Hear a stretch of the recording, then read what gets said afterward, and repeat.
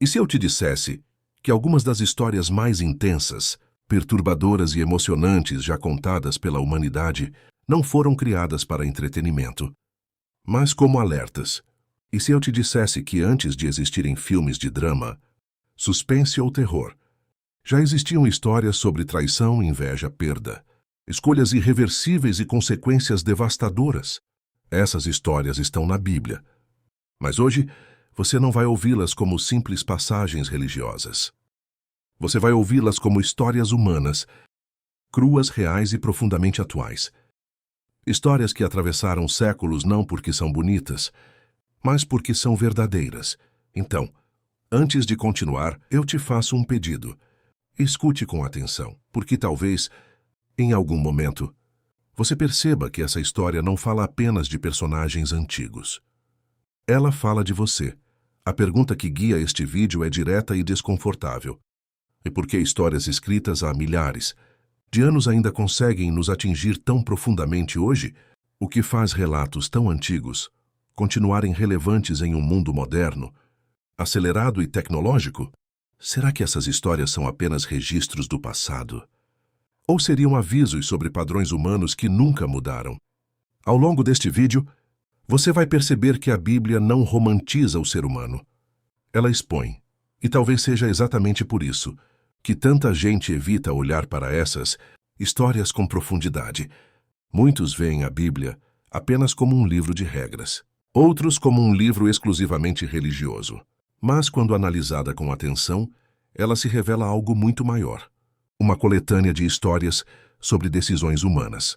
Ela fala de pessoas comuns colocadas diante de escolhas extraordinárias. Pessoas que erraram, que sentiram medo, que falharam feio.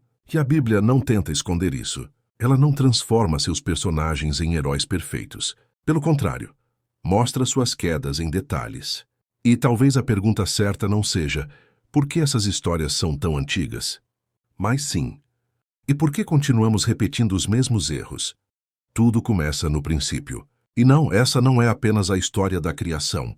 É a história da primeira escolha consciente da humanidade e do primeiro erro que mudou tudo.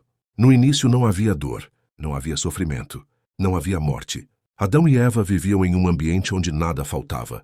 Tudo era abundante, tudo era simples, mas havia algo essencial. Eles tinham liberdade, e liberdade só existe quando há escolha. Deus permitiu que comessem de tudo, menos de uma única árvore, a árvore do conhecimento do bem e do mal. E aqui está um detalhe crucial. A proibição não era sobre o fruto em si, era sobre limites. A serpente não aparece com violência. Ela aparece com dúvida. Foi isso mesmo que Deus disse? Vocês realmente morrerão? Vocês serão como Deus. A tentação não foi o fruto. Foi a ideia. A ideia de que poderiam decidir sozinhos o que é certo e errado. Quando Adão e Eva comem do fruto, algo muda imediatamente. Não no ambiente, mas dentro deles. Eles passam a sentir vergonha, medo, culpa. Pela primeira vez tentam se esconder. E então vem uma das perguntas mais simbólicas da Bíblia. Onde você está? Deus não pergunta porque não sabe. Ele pergunta porque quer que o ser humano reconheça sua condição. Desde então esse padrão se repete. Erramos, nos escondemos, colocamos a culpa em alguém, fugimos da responsabilidade. Essa história não é sobre desobediência infantil, é sobre orgulho humano, sobre acreditar que sabemos mais, que não precisamos de limites. Quantas vezes você já ignorou um aviso?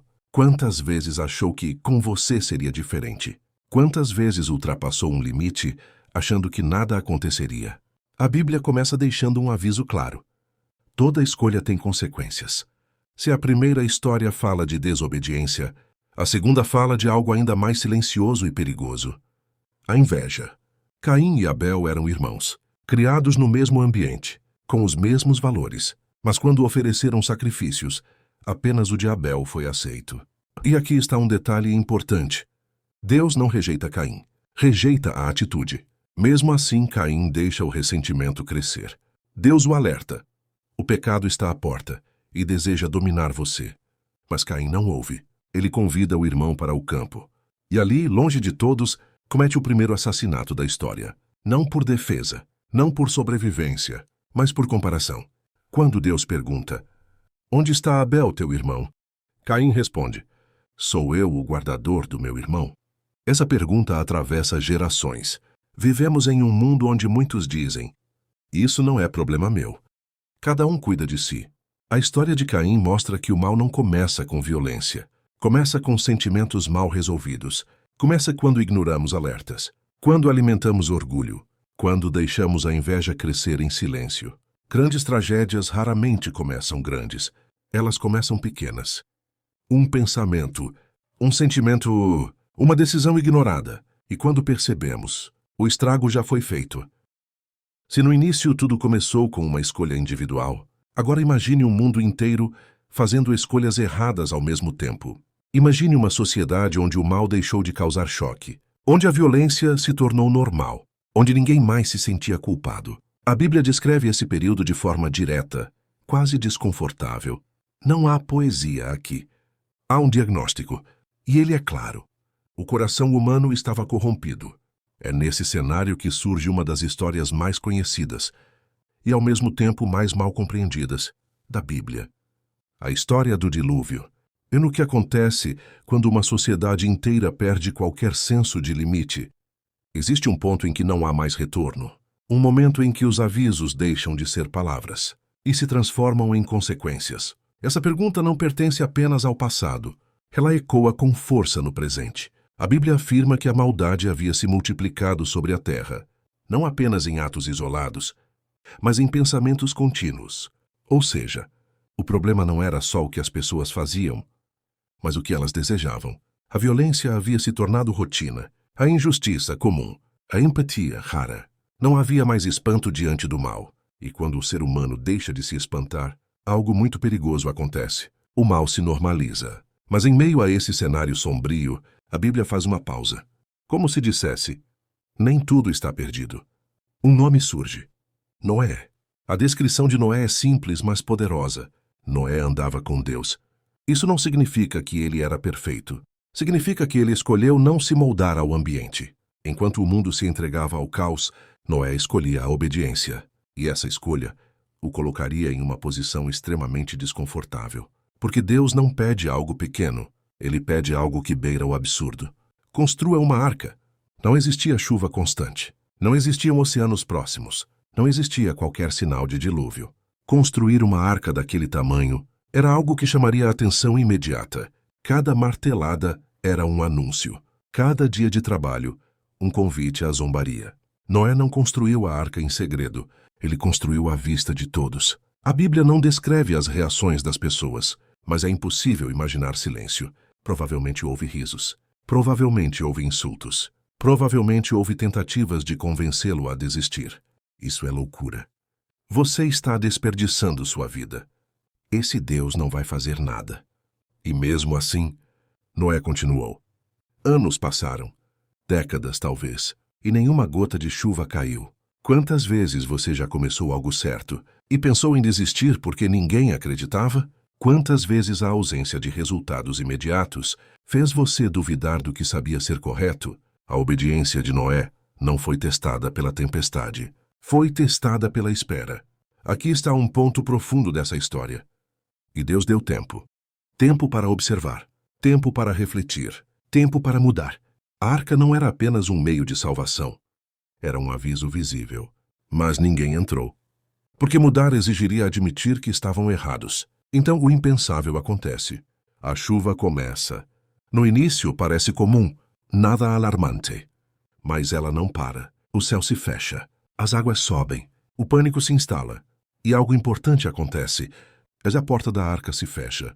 A Bíblia diz que foi o próprio Deus quem a fechou. Isso simboliza algo forte.